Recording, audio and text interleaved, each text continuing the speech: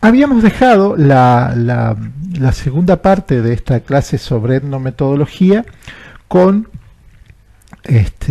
habíamos dejado planteada una pregunta y tenía que ver con la relación entre la acción y la explicación de la acción.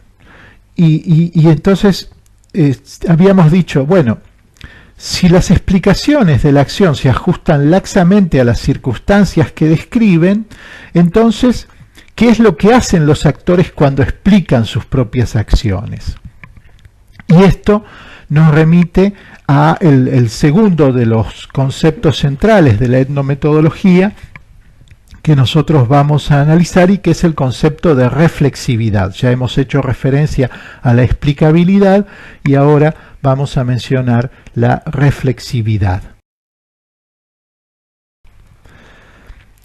La reflexividad es uno de los conceptos centrales de la perspectiva etnometodológica y es distinto a la idea de reflexión que nosotros hemos encontrado en otros contextos y en otras teorías, o sea, esta cuestión de reflexionar sobre los propios actos y construir algún tipo de racionalización en torno a ello. Para la etnometodología, el conocimiento de sentido común de los actores contribuyen al desarrollo de ese mundo real. O sea que la reflexividad no implica una teorización sobre la acción, sino la comprensión y la expresión de la comprensión de la situación que establece un sentido y constituye esa situación. Por lo tanto, cuando nosotros explicamos nuestras acciones, no solamente contribuimos a dar sentido a la situación social, sino que además estamos actuando, estamos generando una acción.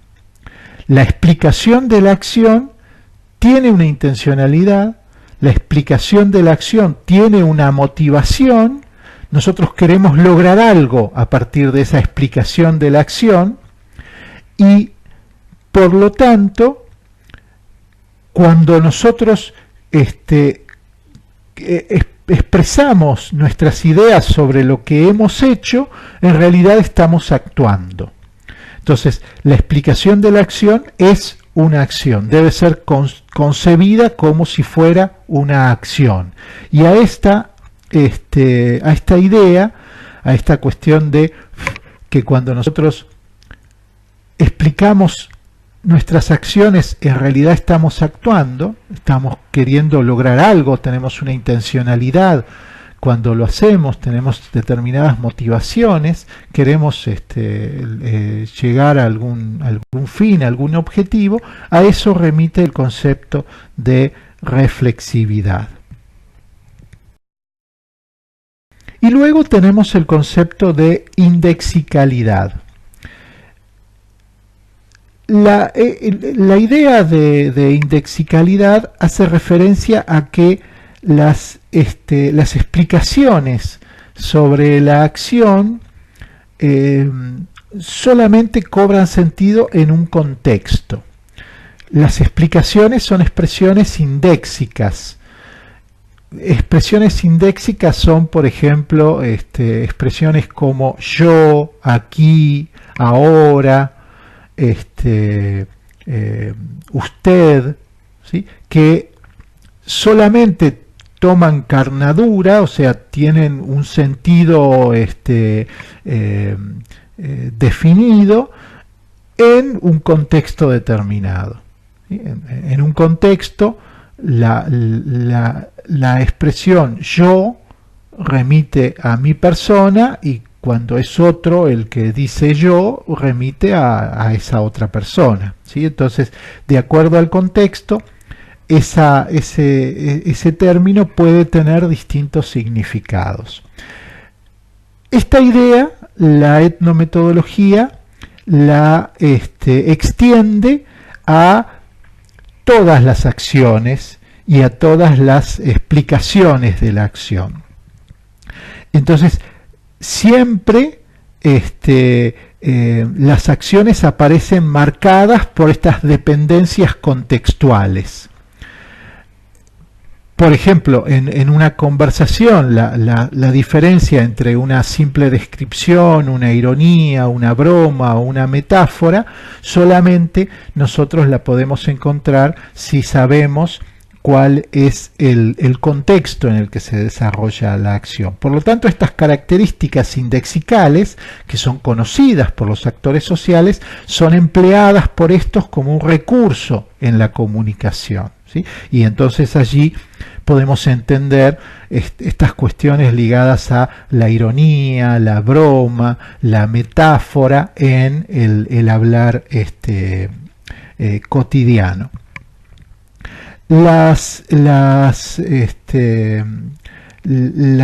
Esta característica, la indexicalidad, es tenida en cuenta por la etnometodología, por ejemplo, cuando realiza los análisis de conversaciones. Si nosotros tomamos una conversación cotidiana entre, por ejemplo, los miembros de una familia y la transcribimos sacándola del contexto, es muy probable que no entendamos nada de lo que esas personas están diciendo.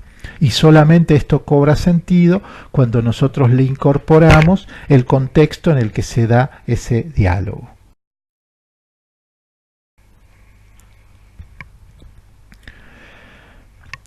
Bien, los estudios etnometodológicos se centran así en las prácticas organizativas y en la contingencia del proceso de definición de la situación.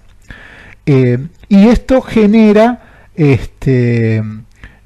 una serie de estudios que realizan los etnometodólogos para explicar las acciones y en determinados contextos sociales, ¿sí?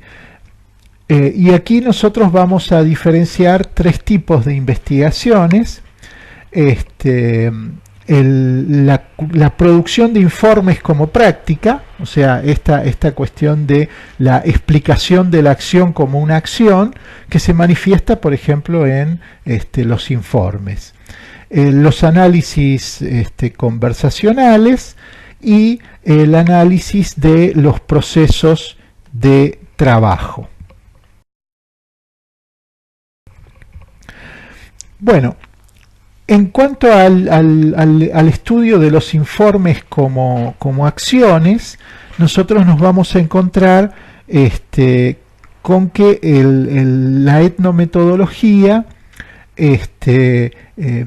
toma estas producciones que surgen de determinadas prácticas profesionales en muchos casos, y analizan la diferencia que se da entre lo que las personas dicen que hacen en estos informes y lo que efectivamente hacen en la práctica.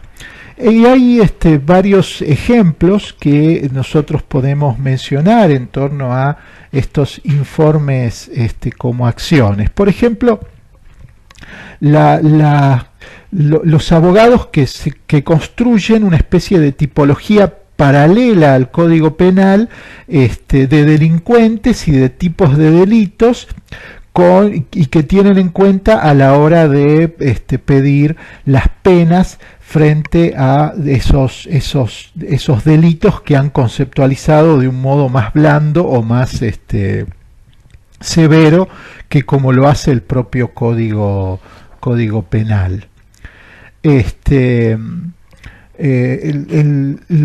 Por ejemplo, los informes sociales de los trabajadores sociales que se analizan hasta que se considera que uno ha obtenido un conocimiento razonable de la situación sobre la que tiene que generar, por ejemplo, determinada política social, ¿sí? Entonces hay una lectura muy básica de ese informe hasta hacerse una idea de cuál es la situación, pero bueno, que eso no implica una profundidad en cuanto a ese análisis. La construcción de estadísticas y de informes armados por ejemplo, la policía, ¿sí? O sea, la policía que realiza actos para cumplir con la estadística más que representar en la estadística los actos que han cumplido. Los médicos que atribuyen, por ejemplo, en los casos de suicidio,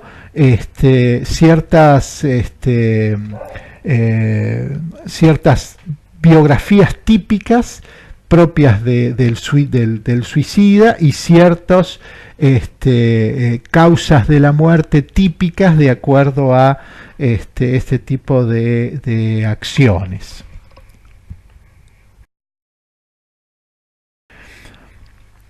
El análisis conversacional.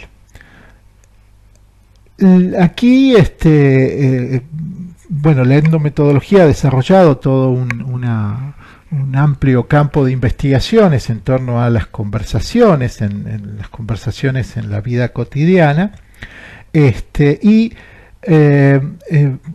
plantean que en las conversaciones, bueno, en la interacción, se constituyen ciertas estructuras.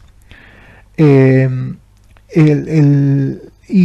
esas estructuras, en cierto modo, definen cómo van a actuar los participantes en la interacción y cómo se va a ir dando esa secuencia de interacción, ¿sí? En donde, por ejemplo, uno realiza una serie de acciones para mantener la conversación, espera que los dichos futuros de la otra persona contribuyan a que uno pueda tener un conocimiento más pleno de qué es lo que está diciendo y por qué lo está diciendo. Bueno, hay una serie de elementos que constituyen ciertas estructuras propias de las conversaciones. La etnometodología además analiza las conversaciones en ámbitos más institucionalizados, por ejemplo, ¿sí? Y marca la diferencia entre la interacción en situaciones institucionales, en donde hay roles claramente definidos, por ejemplo, una escuela, los tribunales, la consulta médica, etcétera, etcétera, y de la interacción, la conversación en la vida cotidiana.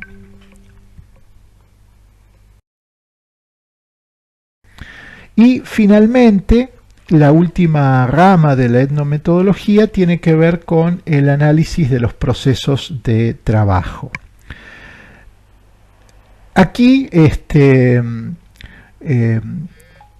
los etnometodólogos plantean que estos procesos de trabajo se dan en un contexto esotérico, ¿sí? O sea, los procesos de trabajo ligados, por ejemplo, a la investigación científica en un laboratorio o a las prácticas de distintas profesiones, a las actividades que realizan determinados profesionales, son claros y evidentes solamente para aquellos que han sido formados en ese paradigma, o sea que forman parte de esa profesión. Y para los extraños, los que por ejemplo no son un científico de laboratorio, las cosas que allí se realizan aparecen como cosas complejas que uno no sabe muy bien por qué se hacen de determinado modo. Entonces, lo que analiza la etnometodología es cómo se generan, cómo se toman las decisiones en estos procesos de trabajo y cómo se justifican las decisiones que se toman en estos contextos. Por supuesto, este análisis de los procesos de trabajo implica en cierto modo una especie de hibridación entre un profesional de esa disciplina y un etnometodólogo para tener el conocimiento disciplinar y poder juzgarlo desde la etnometodología y desde el vínculo entre lo que la persona debe hacer como el procedimiento establecido y lo que efectivamente hace en la práctica.